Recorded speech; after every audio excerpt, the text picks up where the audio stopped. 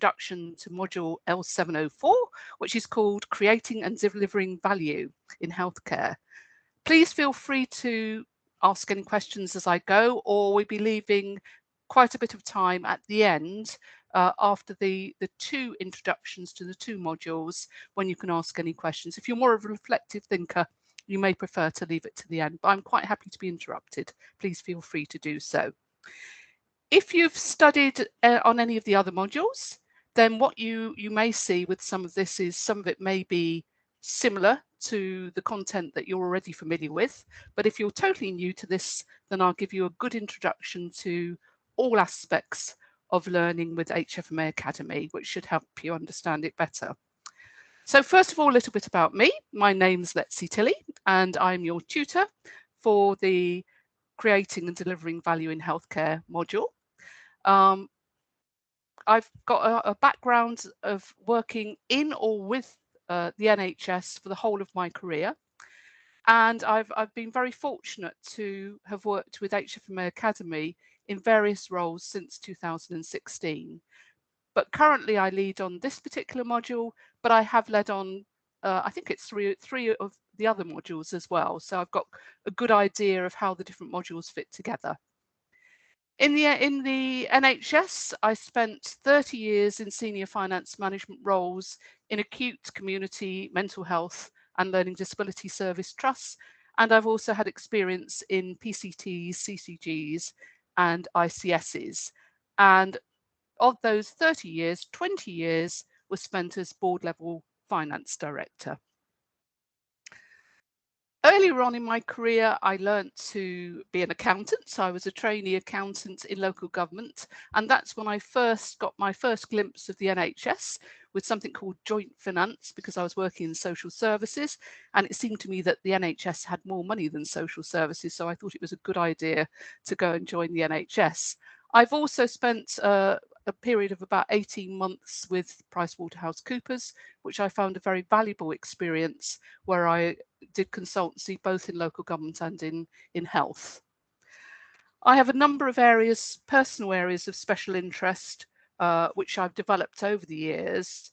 And very much I've always been strongly committed to developing people, personal development, leadership, and also the areas of patient level costing and mental health services. My involvement with Hfma has been throughout my career, and I've been very fortunate to have benefited from whatever Hfma had to offer, locally, nationally, regionally. And that meant that I have had the ability to network with people, and a number of the people who I networked with have become lifelong friends.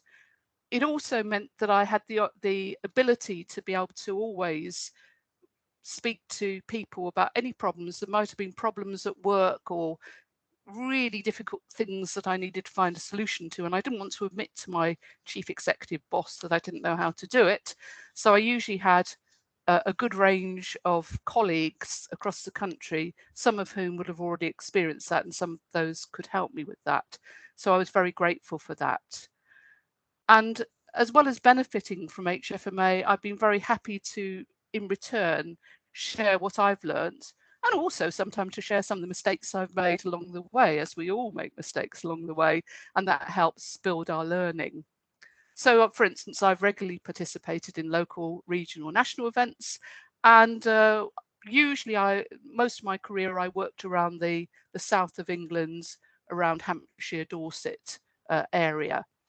I also have regularly contributed to the work of Hfma committees, speaking at national conferences as well, and also to some of the publications. I've done occasional papers and blogs and things like that.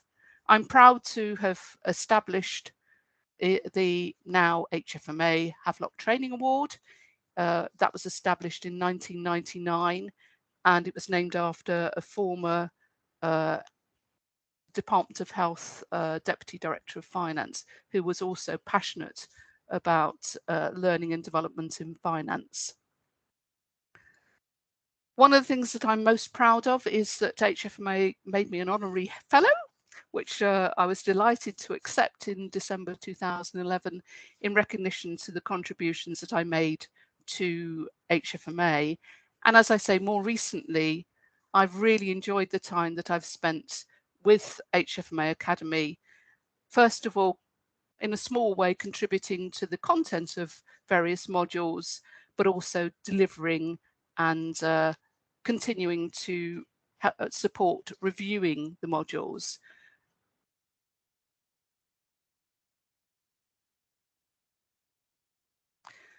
Some of you may think, well, what are the benefits of studying master's level with HFMA Academy? Because it is a lot of hard work.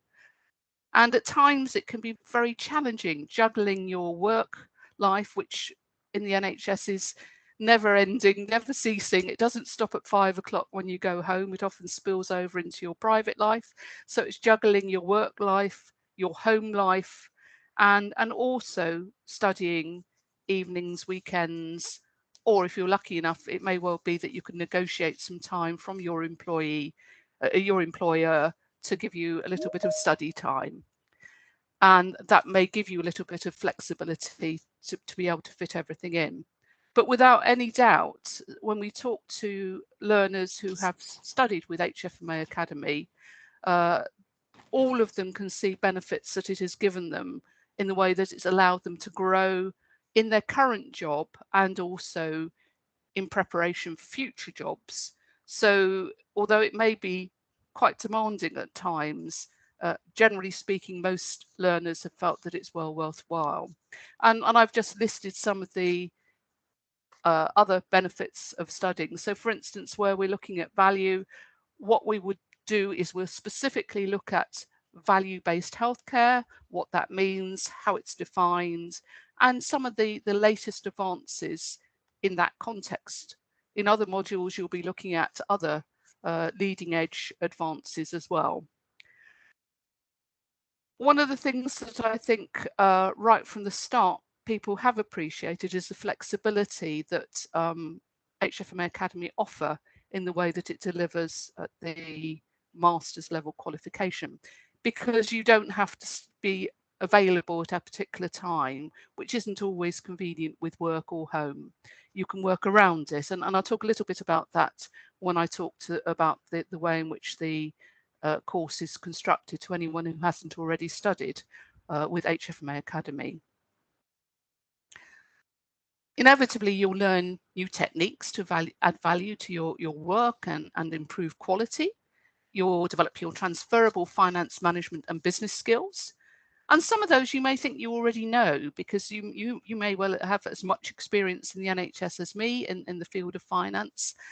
But there will always be areas that maybe you hadn't had the opportunity to work in, which will make you see things maybe slightly differently, because all of us get buried in our day job, and it's refreshing from time to time to be able to escape from that and to be able to look from the outside in and see things differently.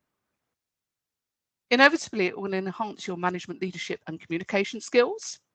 It will strengthen your CV and improve your profile if you're thinking of applying for another job. And that leads on to career development and job opportunities in the future, and probably increasing your earning potential. And the last point really is where I started from when I was talking about one of the benefits of HFMA in general is it will extend your professional network. And I know that a number of the learners are still in touch with each other long after they've completed their modules, or indeed some who completed their MBA, gone all the way, and they're still in touch with their peers who they learnt with on the HFMA Academy.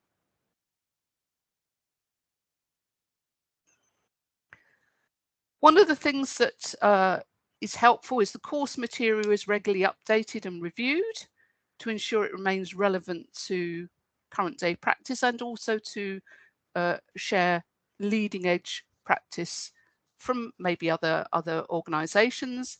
And also we look to other countries from time to time where we may to learn from practices in places like the United States of America, because some of that learning has been brought back in order to set up organizations such as ICS. They're origin was very much from some of the learning from organisations in America. And a general overview, very much they're created for healthcare professionals who want to expand knowledge of the healthcare business. So for people who maybe are in a general management role, or indeed we also have had doctors studying, this is not just technical accountancy for accountants. It is very much broader than that.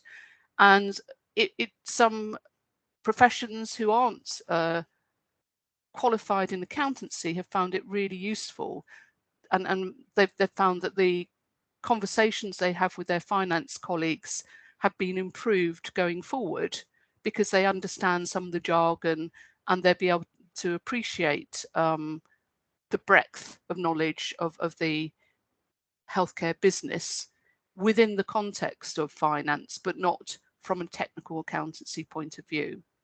We do talk about some accountancy practice because it's important to understand the terminology, but we don't focus solely on that technical practice. One of the things that I think it definitely will give you is more of a strategic understanding where your part fits into the whole.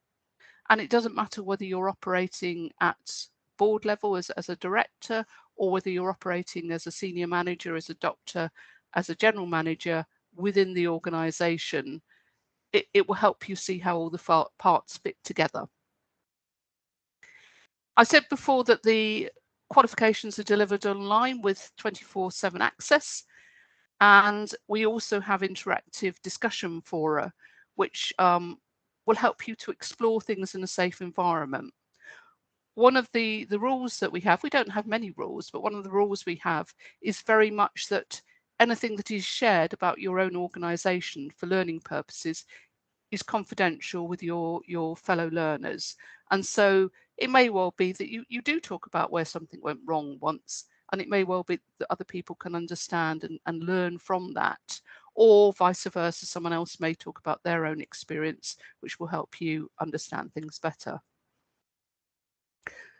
If you decide to join us, and I hope you do, then you'll have access to a specially written ebook with lots of links, and the links are to generally academic learning and also specifically healthcare business. So some of it may be an academic paper on healthcare, which is relevant to the particular module you're studying on. And as I say, sometimes that will be within the UK and sometimes that will be broader. Or it may be something that NHS England has written, or another organisation, maybe an NHS trust, has produced a paper on that is helpful in learning from their approach. And often we will talk about the barriers that other organisations have had in implementing really tricky systems and how to overcome those barriers. So again, it will give you some of that learning and free you up from things that maybe otherwise you would have had to do lots of research in your own time.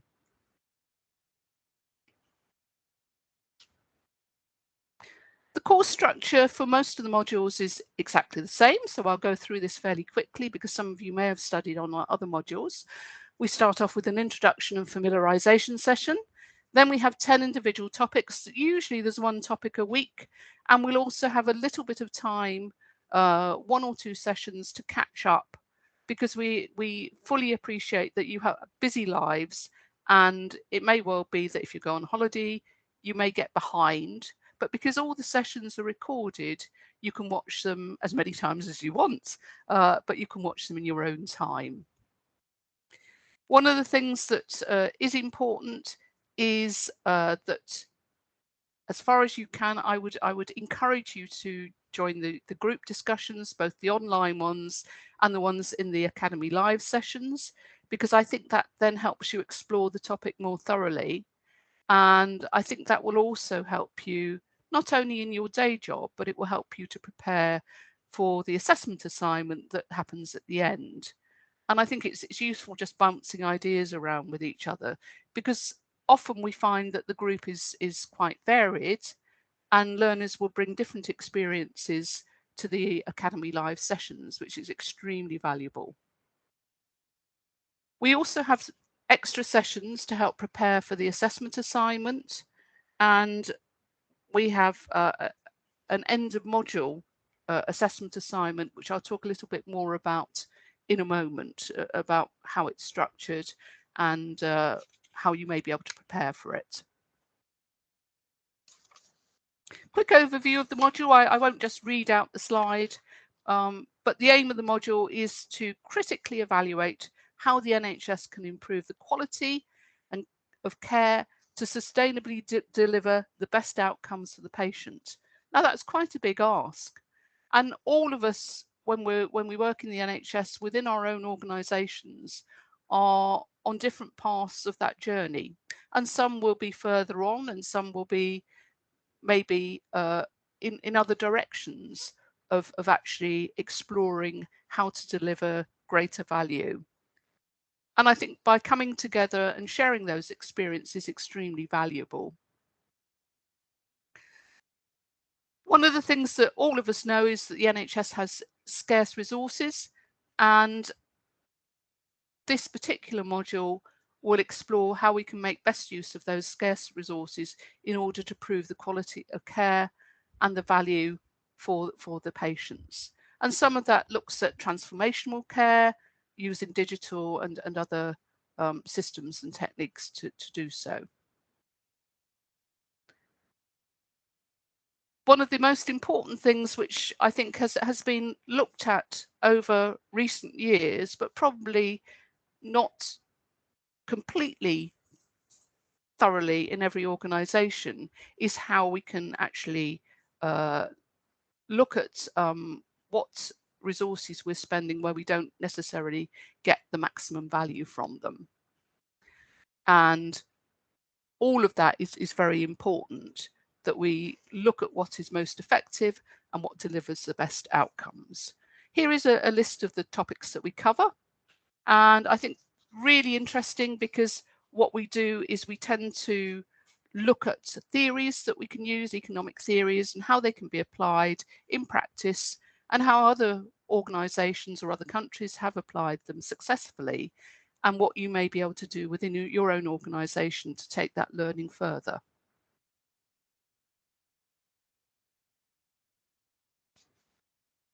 Key points for success. Everyone wants to be successful. I think it's very, very important to try and get ahead of the game if you can, to read the topics ebook before the Academy Live session, wherever possible to attend the Academy Live sessions, which are usually structured one evening of the week. They're usually the same evening, but occasionally that will vary. If you can attend the Academy Live sessions, you can get involved in discussions, which is extremely useful. Use a reflective journal to capture your thoughts as you go, because that will also be helpful for your own learning development and also in the assessment assignment. Wherever you can, do a little bit of reading around the topic, and also develop your critical analysis and evaluation skills. And I'll talk a little bit about that in a moment. One of the bits of feedback that one of the other learners said was extremely helpful was that it is really good to read the assessment assignment at an early stage and identify potential material references that you think might be useful in answering it as you go. Don't forget that I'm there to help you. It's not cheating to ask me to help, and I'm very happy to give one-to-one sessions either to explain things in a bit more detail, or indeed if you're feeling lost and overwhelmed, I'm very happy to have a one-to-one session on Teams with you at a time of your convenience, even evening or weekend, whatever suits you best. It helps me if the learners pass. I don't want anyone to fail, and it's always important to remember that. I look really bad if everyone fails. Not that I've had that, but I want you all to pass. It's in my best interest as well as yours. One of the things that you will see, there's an awful lot of material when you look at the Academy Live website. Learning outcomes are very, very important, because it's the learning that is being tested in the assessment assignment.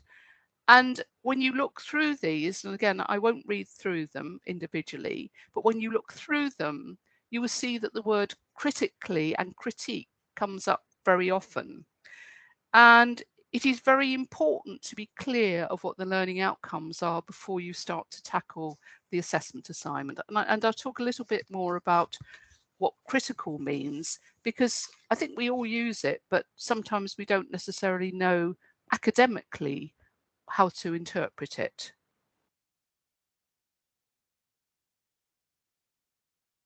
So an assessment is a measure of what you've learnt, and at the end of the period, you'll usually have a 10-week study period, 4-week period to complete your assessment assignment, and usually it's in the format of a report or an essay, with sometimes with questions to apply your knowledge and skills to practice-based information.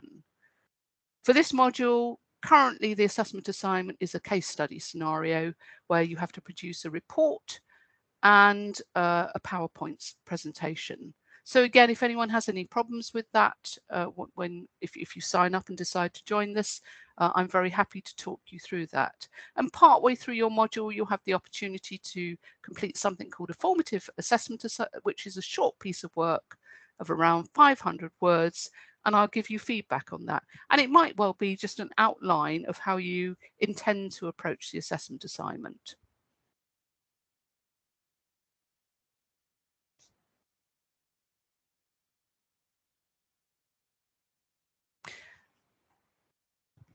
Sometimes people will ask, well, what is the assessment assignment aiming to measure, or how will it be marked? Is there a perfect answer for this, or what is it actually aiming to look at? And first of all, there are 4 grades, one which is unsuccessful, and then pass, merit and distinction.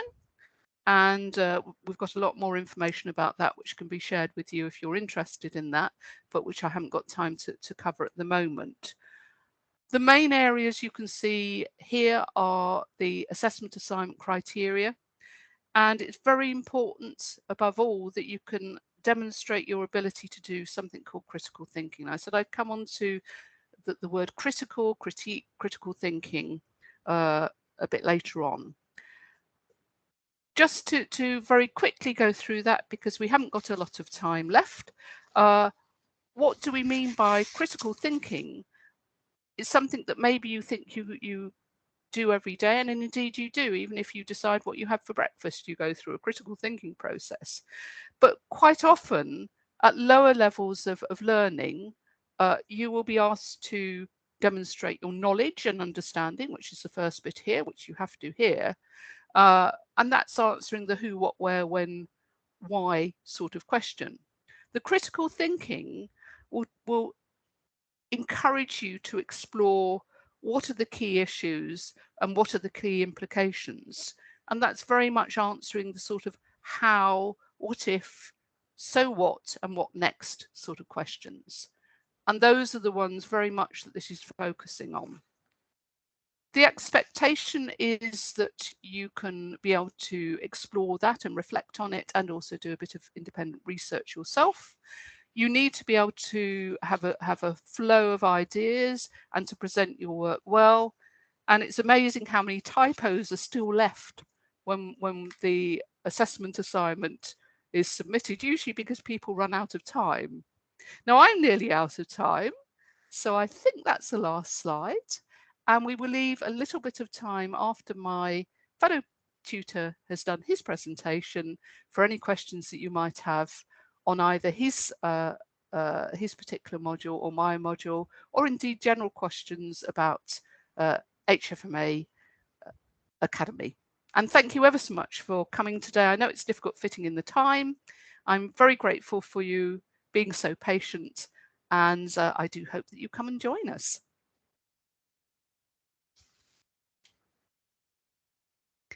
Thank you, Letsie. Thank you, Emily. That was great. I think we now, so Paul wasn't able to join us, but we have a recording from Paul, which hopefully will be working. Here we go. He usually looks more happy than that.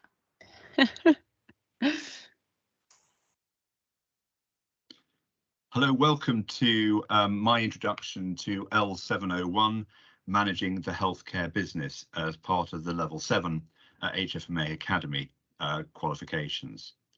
My name is Paul Dillon-Robinson. I'm the tutor on L701. Some background on where I come from and why I'm doing this. So I'm very sad. I have a degree in accountancy studies from Exeter University, and I trained and qualified as a chartered accountant with what was then Deloitte Haskins and Sells, is now part of PricewaterhouseCoopers. I worked in general external audit, both in London, and I had an 18-month secondment into Cape Town. After working for a small firm of accountants for a bit, I decided that wasn't for me. And I then spent 17 years in the NHS with South Coast Audit, which is now part of TIAA. And when I was there, I was head of internal audit for a full range of NHS organisations, from health authorities down to acute, to mental health, to community trusts, but also some central government NDPBs, such as the predecessor to the CQC, the Commission for Health Improvement. And in that time, I was also managing director of the consortium. And so when I started, we had 30 staff. 8 years later, we actually had about 100 staff.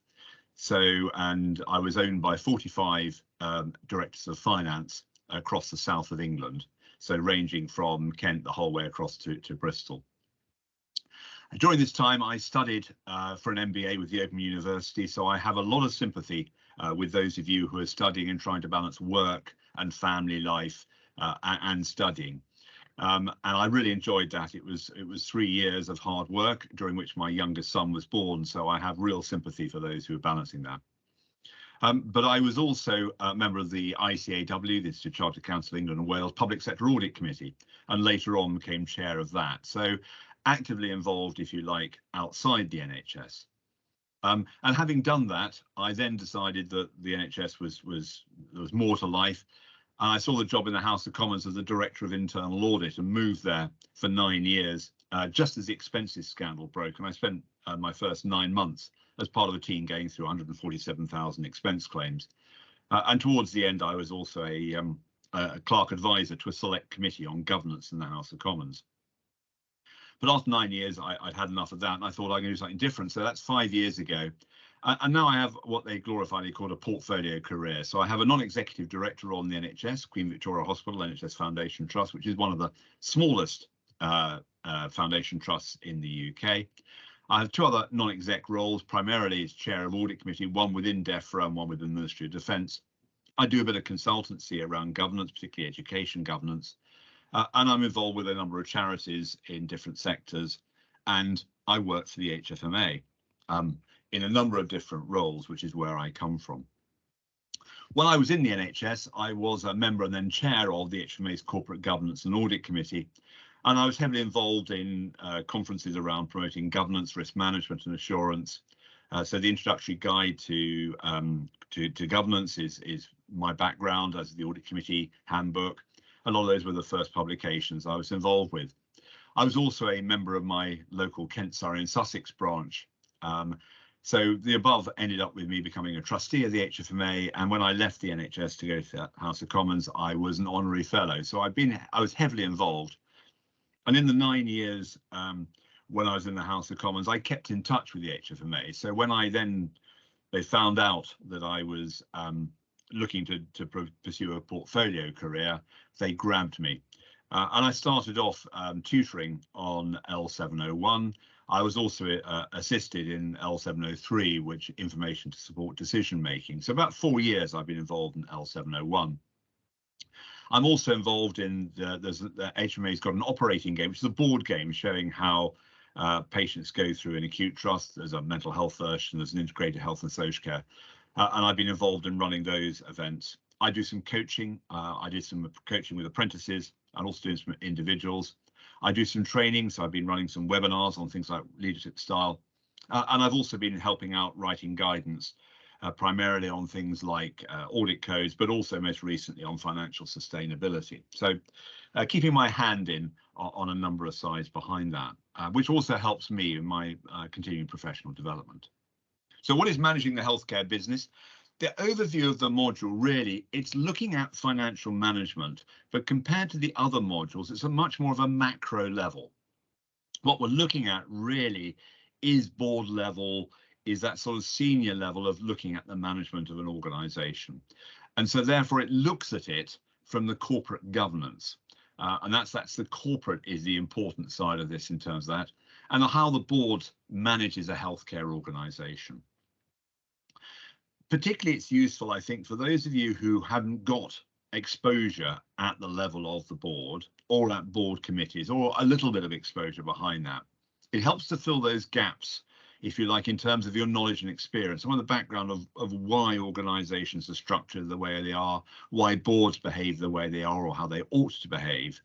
And what we try and encourage learners is having done the study, then go and watch a board in action. Or go and talk to your director of finance about the annual report and accounts, just to really try to bring it into life slightly more. But as with all of the level 7, what we're trying to do is to sort of really test people to understand why organizations are controlled and the directors the way they are. And particularly, we learn from when things go wrong. So learning from corporate failures, learning from things like mid-staffs and stuff like that, it's really important.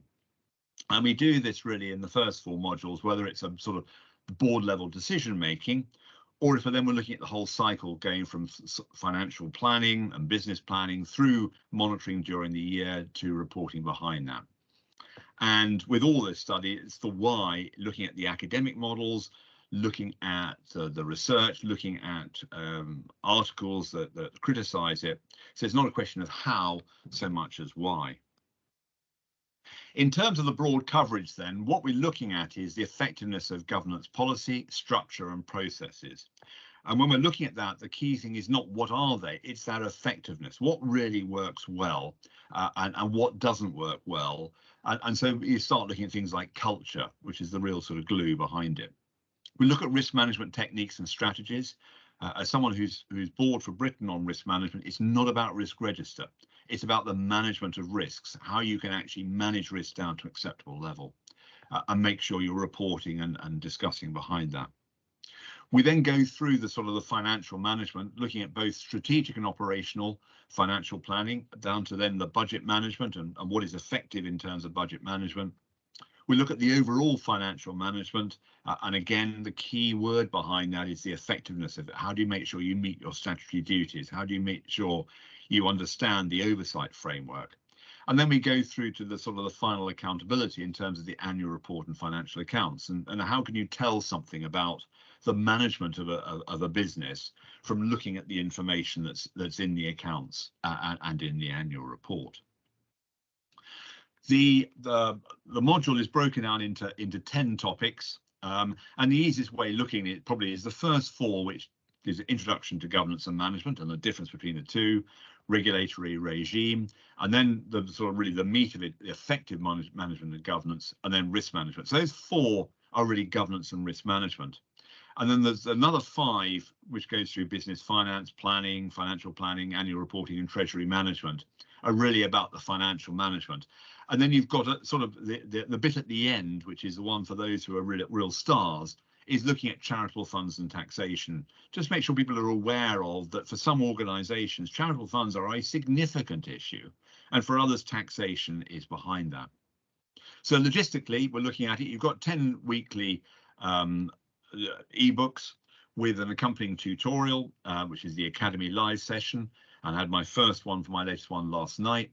There's a study break in between to help you catch up or maybe even get ahead. Chance to submit a formative assessment partway through. And I really do encourage people, particularly those who've not done one before, to submit an assessment, because it's really key that the academic style is very different at L701 to if you've just done a qualification, whatever behind that. And therefore I can feed back what are the common mistakes that people make. In my tutorials, we also look at some of the academic elements, things like what is critical evaluation, critical appraisal. And I also do some independent research to show people that actually a requirement of this is to demonstrate your own independent research. And then there's the discussion forum debates, and I'll normally put a little prompt in just to sort of encourage people to make sure that it's just not a stream of consciousness, but actually people thinking about, what is it that I want to put in a discussion forum.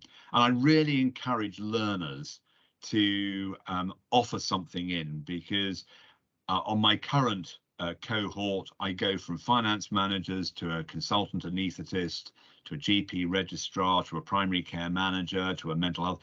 There's a real range of people, and everybody has got something to add.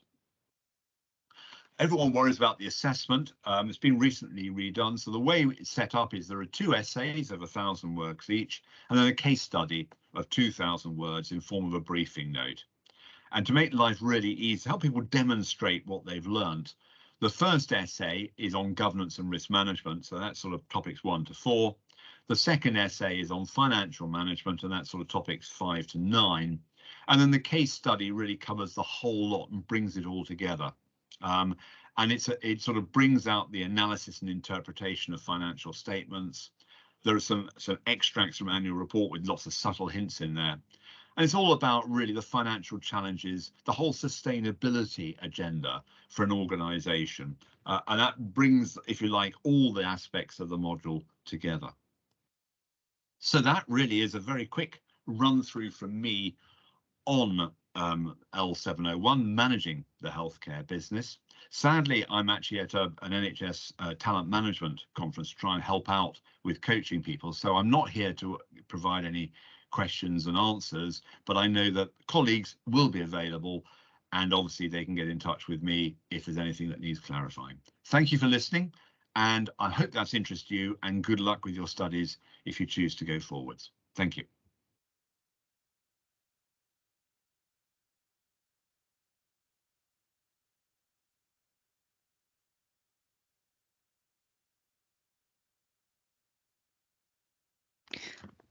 Thank you to Letsie, and thank you to Paul for your presentations this morning. I should say that the presentations have been recorded, and they will be available on the One NHS Finance website for you to view or to share with colleagues. So I think at this point it's probably time. Has anybody got any questions? John. Yeah, hi Emily. Hope you're Hi, well. John. Hiya. Letsie, thank you so much, because it feels I got so much more information from that session this morning, and from Paul's video as well. My question, I got a small question about the bit on Paul's slide about the formative assessment. So is that essentially just what we know as a mock assessment, where you can get sort of feedback at an interim stage? Is that how that works? Shall I answer that to begin with? The formative assessment, in fact, it's more flexible than that, because all we ask you to do is to submit. It can be about anything. It doesn't have to be around the assessment assignment. So in other words, we don't give you a question which you have to answer. What it is it gives you the ability to be able to practice some of the techniques that you've learnt, and to be able to see if you're going in the right direction. So some people might just have an outline of how they're going to approach the assessment assignment, just to see if they've missed anything critical, or whether they're heading in the right direction. And that's what normally the tutor will give you feedback on. But it could be on anything. It could be on nothing to do with the NHS if you wanted, just to practice. You might want to practice your referencing skills, because the referencing has to be done in a particular way, and you could lose points if you don't reference it correctly. So you might have a particular area that interests you almost as much as the NHS, and so if you want to write 500 words on that and reference that, just to see if that bit goes well, and to see if you can get the flow of arguments which link together. So we don't actually give you a set question which you have to answer, so it's quite nice because you have control of it.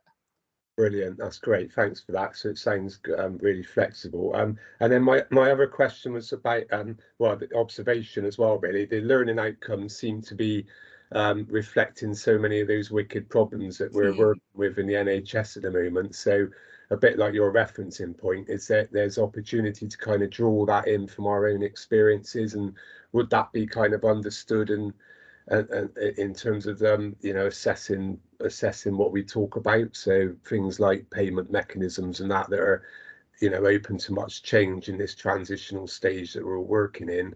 If we draw that experience in, it will be recognised and kind of a good thing to do. So I just wanted to sort of check on that, really. I think it's interesting with that because as I said in my presentation, different organisations are at different paths along that stage of evolution. So with ICSE, some are massive, some are still a bit smaller, and it isn't a question of size. It's a question of the different approaches people are taking, and one approach might work well in one geographical patch and it might not work in another for all sorts of reasons. But if we go back to the sort of thinking, if you just were to include something in your assessment assignment, answer saying, I think X, Y, and Z, that is not academic thinking unless it is supported by some sort of evidence about why it works. Now you have to remain anonymous within your answer. So you cannot say your name or where you work, but if a paper has been used at your organisation, you can cite a paper where you're working and use that as evidence if you so choose. Or you might choose to find some academic research through your own independent research that supports that direction that you're heading in, and cite that, and then develop that further in your argument, in your critical thinking. Or indeed, you might want to take something that someone else has done that goes in another direction, and as part of your critical thinking, explain why your approach works better in that particular context. That's really useful. Thanks, Letsie. Thank you. Any other questions for Letsie or for me? Leanne and Yasmin, I know you joined us last week, so I hope you found this morning really helpful, and being able to meet Letsie and Paul and hear more detail around the modules. And we've got our email addresses there on the question and answer slide if you have specific questions about the modules as well, which we're happy, because people have different learning styles. Some are more reflective, and sometimes there's an awful lot to take in. And you may think, oh, a few days later, I wish I'd asked this. Well, you can. It's not a problem.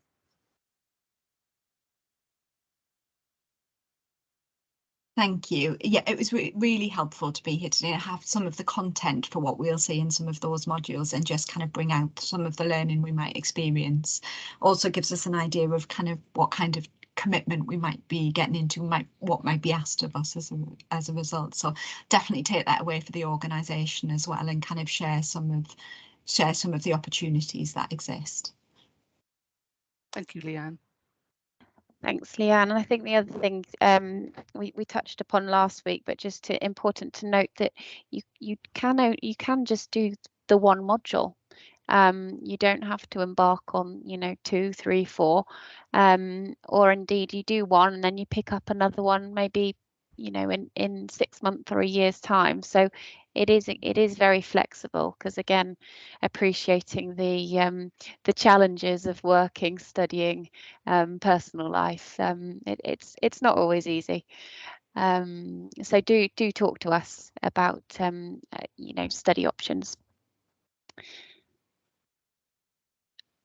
Right, unless anybody has any other questions, thanks Libby just for sharing the final slide on how to apply. We have another session just like this taking place this time next week, where you'll meet 2 more tutors and have a deep dive into a couple more of modules available.